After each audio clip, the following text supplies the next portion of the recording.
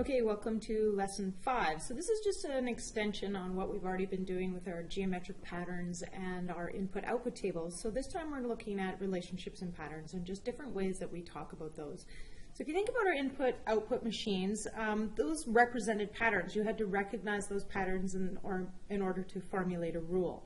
The geometric patterns, we did the same thing. You didn't have to formulate the rule because the geometric patterns just repeated themselves and they were a pictorial representation of that pattern.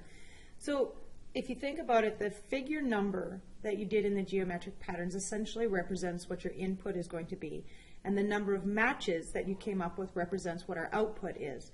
So in this section, we're essentially just changing the terminology. So we're also representing input now. We're going to call that the term number, and the outputs we're going to call the term.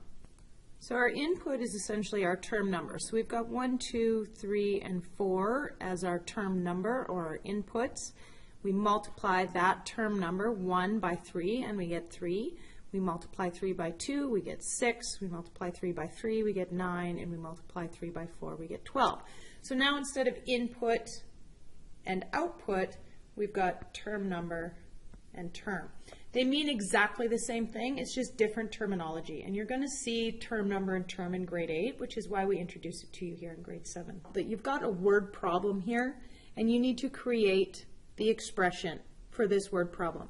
So what do we know? We know that it costs $35 to rent the room, and it's going to cost $35 regardless of how many people come. So this is going to be our constant term. Okay, so whatever we're doing and however many people come, it's still going to cost us $35 to rent this room. And it costs $4 for every person for food.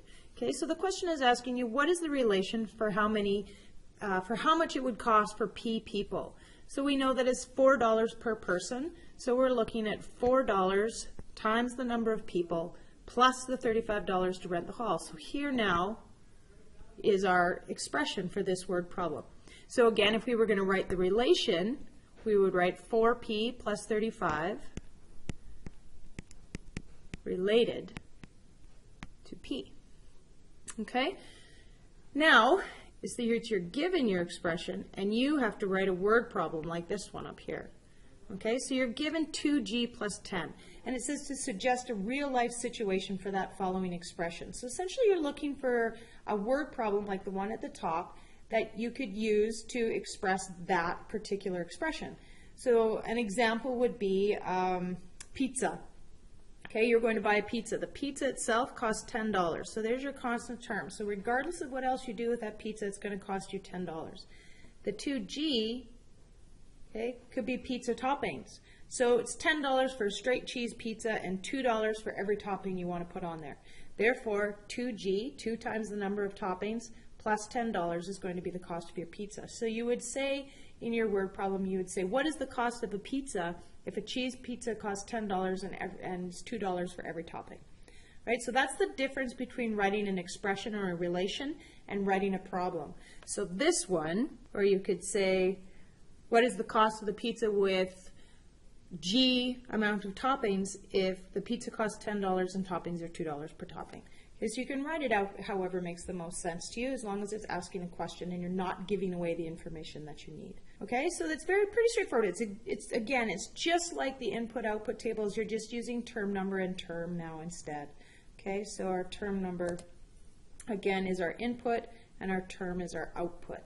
So if you are asked to identify this relation, the term and related to the term number, you would say that the term is 3 times the term number. Okay, so that's how we would, rather than saying 3 times n, we would say the term is 3 times the term number. For this one, we could say that the term is 35 more, here, 35 more because it's addition, than 4 times the term number. And with this one down here, we would say that the term is 10 more than 2 times the term number. All right, so we'll do some more work with that next class, and thanks.